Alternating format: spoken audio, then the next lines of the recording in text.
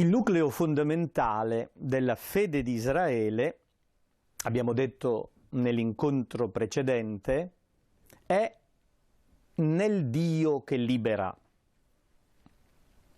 Al credo storico, conservato dal Deuteronomio, corrisponde l'antico poema epico di Esodo 15, che celebra il Signore, il quale ha mirabilmente trionfato, cavallo e cavaliere ha gettato nel mare. Quell'evento in cui il Signore intervenne per liberare il suo popolo dalla schiavitù d'Egitto è il nucleo fondamentale della fede biblica. E questo fatto storico viene celebrato nella tradizione di Israele con la festa di Pasqua, strettamente legata al libro dell'Esodo è la celebrazione pasquale che anche noi cristiani abbiamo ereditato, perché durante una festa di Pasqua il Signore Gesù fu condannato a morte, morì e risuscitò. Per cui noi, celebrando la Pasqua di Resurrezione, celebriamo un altro fatto, un evento decisivo in cui il Signore è intervenuto liberando. È la liberazione dalla morte. Ma il filo conduttore è sempre quello. È il riconoscimento della potenza di Dio che sconfigge il nemico. L'ultimo nemico ad essere sconfitto sarà la morte, dice San Paolo. Quel cavallo e cavaliere che Dio ha gettato in fondo al mare non è semplicemente l'egiziano come popolo, ma è l'orgoglio umano. È il male che rovina l'umanità, è la morte. Nella Pasqua di Cristo avviene questo nuovo intervento di Dio liberatore. Ma rimaniamo nella tradizione dell'Antico Testamento. Durante una festa di Pasqua, il popolo oppresso in Egitto venne liberato.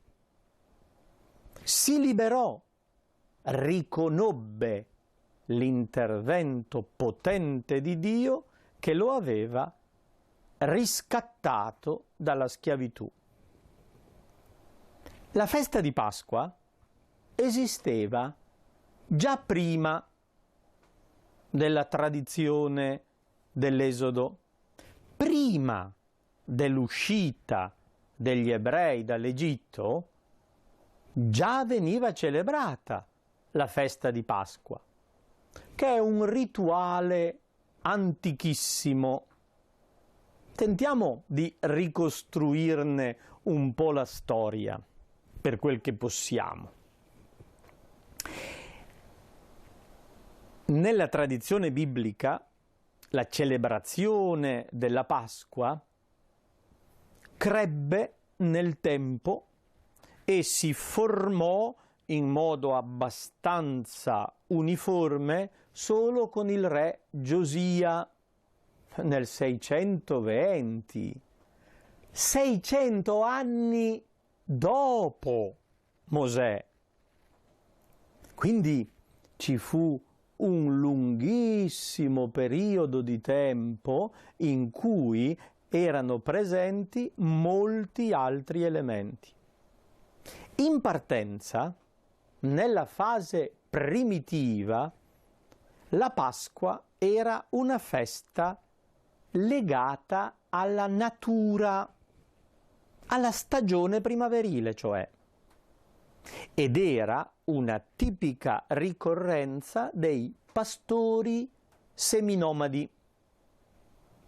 Gli israeliti erano pastori erranti.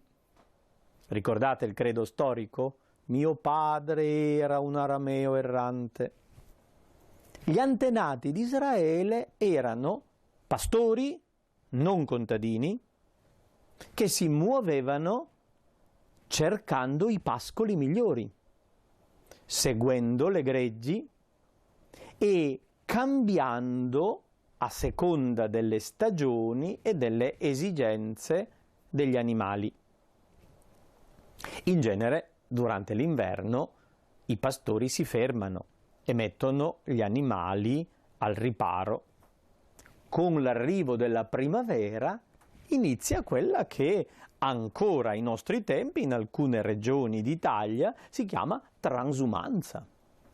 C'è lo spostamento dei pastori e delle loro bestie verso i pascoli. Gli antichi pastori israeliti partivano per cercare nuovi pascoli all'inizio della primavera. E c'era una notte che veniva celebrata con una festa particolare. Era la notte della luna piena, il primo plenilunio di primavera. Con la luna piena c'è un notevole chiarore anche nella notte. Ed è la notte della grande festa. Gli antichi pastori in quella notte festeggiavano l'inizio della bella stagione e si preparavano a partire per la transumanza. Ma sapevano che era una stagione pericolosa.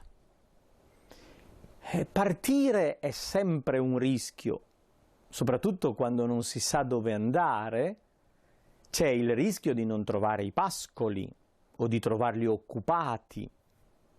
E nella primavera gli animali figliano, con il rischio che i piccoli non nascano o nascano malati.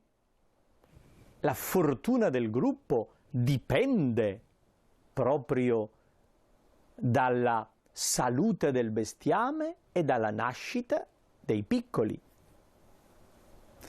Per allontanare il male, questi pastori celebravano una festa con rito apotropaico.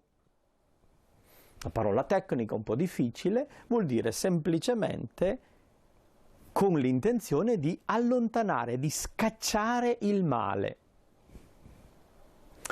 Anche noi abbiamo dei gesti di questo tipo. In genere sono gesti volgari, come fare le corna. È un gesto scaramantico di tipo apotropaico, cioè per allontanare il male. Si dice qualche cosa di negativo, per paura che si compie un gesto che scaccia il male. Avevano paura che gli agnelli del gregge morissero. Nella fantasia primitiva si immaginava l'esistenza di un demone, di una forza negativa che potesse fare del male al bestiame. Lo chiamavano il mashkit, cioè lo sterminatore, e se lo immaginavano come un demone zoppo che passava zoppicando intorno all'accampamento, distruggendo, uccidendo persone e bestiame. Bisogna allontanarlo, bisogna scacciare lo sterminatore. Si uccide un agnello, si mette il sangue sui paletti della tenda, sulla staccionata dell'ovile, per poter allontanare lo sterminatore.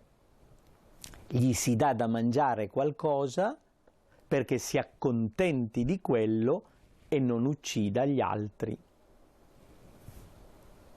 Era una notte di grande festa, con canti e danze, ma segnata dalla uccisione di un agnello e dal versamento del sangue, gesto apotropaico per scacciare il male. I nomadi del deserto abitualmente mangiavano pane non lievitato.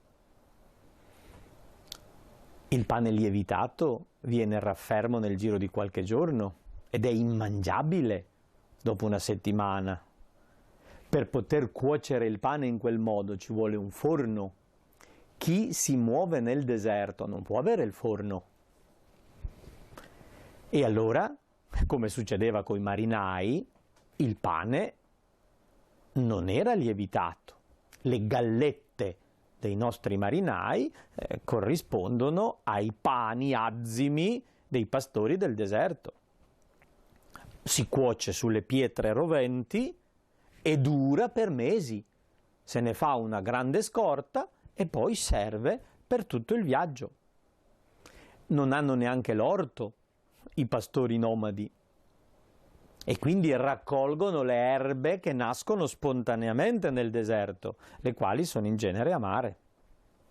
E quindi il pasto con agnello, pane azimo ed erbe amare è il cibo normale in quell'ambiente e in quella situazione. Questa prassi, nella notte di luna piena di primavera, era antichissima. Gli ebrei, sfruttati dagli egiziani per i lavori di costruzione, costretti ai lavori forzati dal faraone, chiedono di poter andare nel deserto per celebrare la loro festa di primavera. Il faraone non vuole, li blocca, impedisce loro di andare e loro scappano. Scappano proprio in quella notte di luna piena e ricordano che in quella occasione è avvenuto l'intervento decisivo di Dio. Il Signore è passato in mezzo al suo popolo. L'idea cardine è che il Signore fa distinzione fra gli egiziani e gli israeliti, cioè fra chi si oppone a Lui e chi lo accoglie. Il Signore passa in mezzo al suo popolo in quella notte e mentre distrugge gli egiziani salva gli israeliti. Questo è lo schema primario. C'è una distinzione: rovina e salvezza, morte e vita. Il Signore è passato in quella notte e ha determinato la vita per Israele. Quando diciamo che Pasqua significa passaggio, dobbiamo aggiungere anche passaggio del Signore. Mentre invece io ho l'impressione che si pensi piuttosto al passaggio del Mar Rosso. Pasqua significa passaggio perché gli israeliti sono passati attraverso le acque del mare. Non è questa la spiegazione biblica. Il nome ebraico Pesach può significare passaggio, ma indica il passaggio del Signore. E la traduzione migliore è un passar oltre. oltrepassare. Difatti, il verbo Pesach in ebraico indica non solo il passaggio, ma soprattutto zoppicare, saltare, risparmiare. Zoppicare richiama quella figura mitica del demone zoppo, ma zoppicare e saltare descrivono in qualche modo la danza, la festa, i salti, 4 salti. È un atteggiamento danzante. Inoltre, saltare può significare risparmiare. Se io distribuisco dei dolci e salto qualcuno, quello è dispiaciuto. Ma se invece sto interrogando, quando salto uno studente, quello è contento. Ci è andata bene, mi ha saltato. Questo è il senso primario. Il Signore quella notte saltò Israele, lo risparmiò, passò oltre, vide il sangue sulle porte e passò oltre. E nella lingua liturgica inglese si è mantenuto proprio questo significato, perché il termine comune Easter indica propriamente la festa celtica di primavera, mentre parlando della festa liturgica cristiana e biblica della Pasqua, gli inglesi la chiamano Passover. Pass over, passare oltre, sorpassare. Questo è il significato della Pasqua. Il Signore passò oltre le nostre case e non colpì. Quella festa di Pasqua fu unica. L'anno dopo, cioè quando si ripresentò di nuovo la luna piena di primavera e quei pastori nomadi si trovavano nel deserto, mentre facevano la festa notturna cantando, danzando, mangiando l'agnello, naturalmente avranno detto: vi ricordate l'anno scorso? In questa situazione? Che paura avevamo? Abbiamo rischiato di morire, ma il Signore passò oltre, il Signore ci ha liberati. Passano 2 anni, 3 anni, 10 anni. Il plenilunio di primavera ritorna e quei pastori continuano a dire: 10 anni fa, proprio in questa occasione, il Signore è passato in mezzo a noi. I bambini, che sono cresciuti nel frattempo, sentono gli adulti raccontare quella esperienza. Proprio in questa occasione il Signore passò. Si chiama Pesach perché il Signore passò oltre. E nasce la tradizione. Da genitori a figli, di generazione in generazione, si trasmette una esperienza storica. Quello che era una festa della natura si è trasformata in una festa storica. Per cui nei secoli non si è più celebrato la luna piena, la partenza per la transumanza, i problemi delle greggi, ma quel fatto che è capitato in quella occasione. I pastori divennero contadini. Entrati nella terra, si stabilizzarono, si fecero l'orto e il forno. cominciarono a fare il pane col lievito e a coltivare le varie verdure. Non si muovevano più per la transumanza primaverile, però continuavano in quella data a ricordare quello che il Signore aveva fatto in una Pasqua antica. Coi padri il Signore era intervenuto.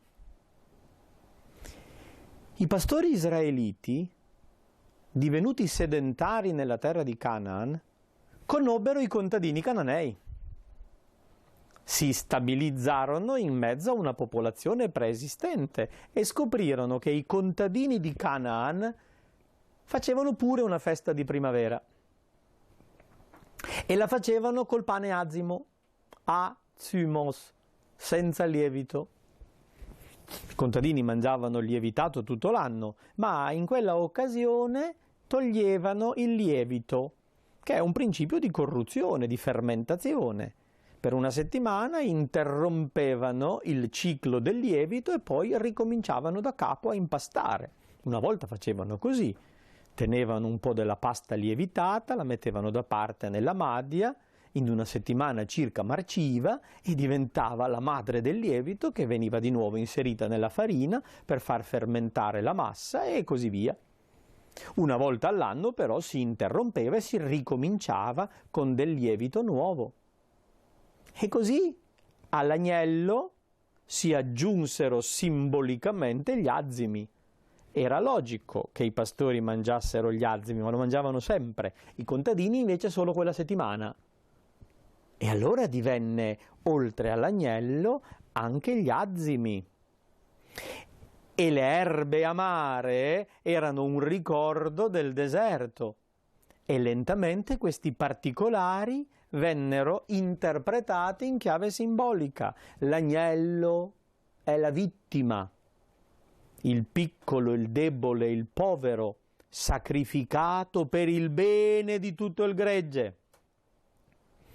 Il pane senza lievito richiama l'eliminazione di ciò che corrompe, del male, del principio negativo della corruzione, dei vizi, dei peccati, e quindi è il rinnovamento pasquale, le pulizie di Pasqua che gli ebrei fanno in modo rigoroso prima della festa e che noi ricordiamo perlomeno come tradizione di pulizia primaverile. Le erbe amare richiamano l'amarezza della vita, le difficoltà, le sofferenze, e la celebrazione rituale diventa memoria continuata di un fatto storico. Così la tradizione dell'Esodo, prima di essere un racconto, quasi un romanzo, è stata un canto epico sul Signore che ha vinto cavallo e cavaliere e una liturgia familiare, una festa che fa memoria con piccoli gesti quotidiani di quello che il Signore fece per noi, per i nostri padri, ma anche per noi, perché eravamo già presenti. Quell'evento storico fondamentale costituisce la nostra vita di oggi. E la festa di Pasqua resta per noi cristiani un elemento fondamentale. È la celebrazione della fede nel Signore che libera. È intervenuto per liberarci. Ha liberato Israele dall'Egitto, ha liberato il Signore Gesù dalla morte. È la celebrazione attualizzante della vicenda dell'Esodo, del Dio che fa uscire.